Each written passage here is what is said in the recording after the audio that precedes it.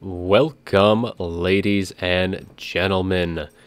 The Chaos Gods demand a sacrifice in blood, and the forces of Chaos will happily oblige.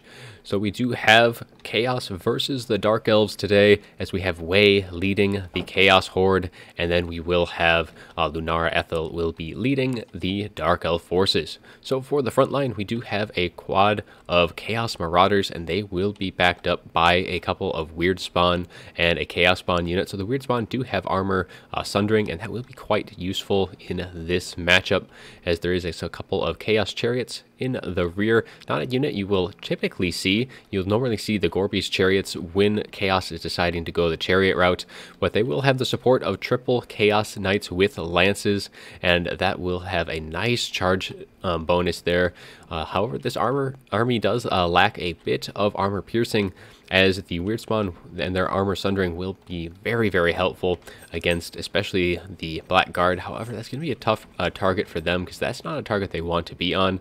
There is the Sartorial, the Everwatcher, however, and he does have Final Transmutation and Plague of Rust, and that will be a nice little bonus to help kind of punish those elite units, and hopefully get to allow these Chaos Marauders and Weird Spawn to really deal with the rest of the kind of heavy armor. But the rest of the Dark Elf forces do have quite a bit of armor piercing themselves, as we do have the Raven's Heralds, as they have a nice armor piercing values, and they are flying, and there's nothing that Chaos can really do to contend them, so they'll have free reign out throughout the course of this battle. Not a unit you typically see, but here it has a nice little niche. We do have a Dreadlord with sword and crossbow as well, and he does have the Dark Elf variant of the Arrows of Kurnus, which is the volley of dark arrows. Now for the rest of the Dark Elf forces, we do have a pair of Black Guard of Naggarond, and that is going to be probably the hardest unit for the Chaos forces to deal with, because anything that they have that can really punish them is what the Black Guard is going to excel against.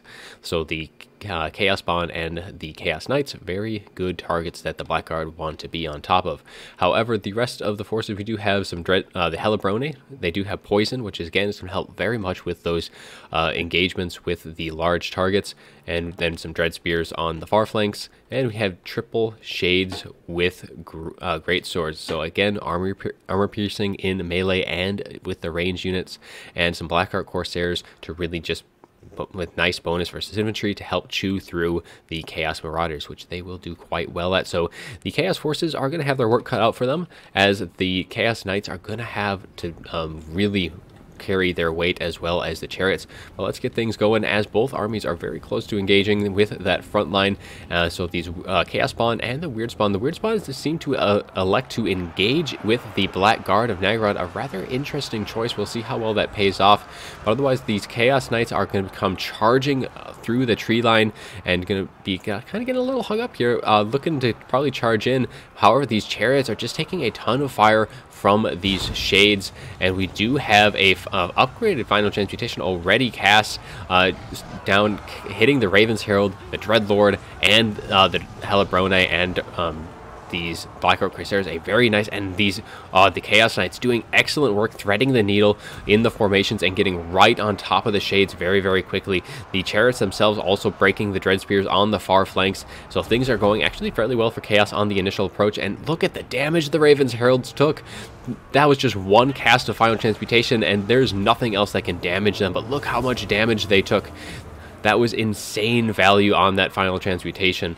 And the Murderous Prowess already popped for the Dark Elves, though, as the Shades are just kind of peppering in onto these Chaos Knights. And look how much damage the Chaos Knights have taken. The Chaos Knights and the Chaos Chariots that was over here have taken so much damage from these Shades as well, but the Shades are quickly getting shut down themselves by this just sweeping tide of Chariots and Chaos Knights. However, Sartorial is now engaged with that Dreadlord and is holding his own for now. And the Shades are going to be helping to engage as well. But however, the Dreadlord is going to be trying to get up into the air, just kind of pluck away with his arrows, as there really isn't anything that he can do. Get some nice breath attacks potentially as well on top of Sartorial. He doesn't need to really engage. The Chaos Spawn have been depleted quite considerably. The Weird Spawn only down to 2, as they are engaged with the Black Guard. Both of the Black Guard engaging with those Chaos Spawn, and that was, of course, the target that they wanted to be at. A nice, decent breath attack going down, clipping through the Chaos Chariots, the Chaos Knights, and Sartorial himself. A rather good breath attack right there, and he is now engaging with Sartorial. However, the Chaos Knights are just going to get a quick surround off on him, and that is not going to be very good for that Dreadlord, as Sartorial, with the surround of Chaos Knights, will do quite a bit of work on him. The rest of the Dark Elf forces, though, have been pretty depleted throughout the course of this battle. The Shades have been chased off. However, these Blackguard are still around, and it is kind of in a nice elite core of infantry right now. However, it is Sartorial, and he does have a final transmutation in his back pocket, and I haven't seen a Plague of Rest been dropped yet, so he's probably saving up the Winds of Magic for another very nasty overcast. However, the Raven's Heralds have used up all of their ammunition, doing some good work onto the Chaos Chariots and the Chaos Knights, who have taken a beating throughout the course of the battle. But now it's pretty much just sweeping through the back lines at this point for Chaos, trying to just deal with all of these surrounding troops, as the Dark Elf forces don't really have a whole lot in the form of mobility, as the only thing they have is these Raven's Heralds, who could very well be used for a chasing maneuver now. But a nice little volley doing some decent amount of damage to Sartorial. Any damage at this point is good. He is unbreakable, so he'll provide a very nice anchor. However, the Blackguard is going to be quite a formidable foe, as they are making quick work of these Chaos Marauders, and now the Chaos Knights with Sartorial will charge in with a nice attack and charge. However, we'll see if they're able to really break through these Blackguard, as the Blackguard are still very, very healthy, especially this unit at 50% health, and there is still the Dreadlord, of course, hovering in the sky, just plucking away with his shots for the time being. How the Chaos Warhounds, which I did miss earlier on, are going to help just chase off a lot of the surrounding units, and as the Chaos Knights are very beat down, as the Chaos Chariots are doing all right. But yeah, these Chaos Knights, only this unit that's really left that can effectively do anything. I mean, these Chaos Knights, they're probably going to be routing from just the shots of this Dreadlord fairly soon. All that Dreadlord has to do is just charge in, and they'll rout instantly from terror. Sartorial now going to be pulling back, trying to cycle charge in, as they are going to be targeting these Shades, as they have come back. And yeah, these Shades are a very good target for Chaos to do at this point, as that is one of their keen targets. The Shades can do a lot of work onto those the Chariots, the Knights, and even Sartorial, who he does have very good missile resist, though again, missile resist isn't immunity, I think, which a lot of people do forget about. Focused fire enough, and they will still go down. But this pocket of Dark Elves is getting smaller and smaller with each of these charges. The Chaos Warhounds with poison providing a bit of slow and resistance. However, here is that overcast that the Chaos forces have been waiting for, as they overcasted final transmutation onto the Blackguard, catching these Dread Spears as well. It did not catch the Dreadlord, but it did catch the very elite Blackguard of Nagron, and they are just melting away with that cast. Their models just ticking away one at a time, and things are looking better and better for Chaos as time goes on, as the mobility still is in the favor of Chaos, even though these Blackguard are just kind of really standing strong. I think the Raven's Herald could have been used a little bit more aggressively after they had used up the last of their ammo. Really helped chase things off, and just the I guess the Dark Elves' lack of being able to deal with the Chaos Knights in due time is really what's just allowing the Blackguard to just get slowly picked apart bit by bit.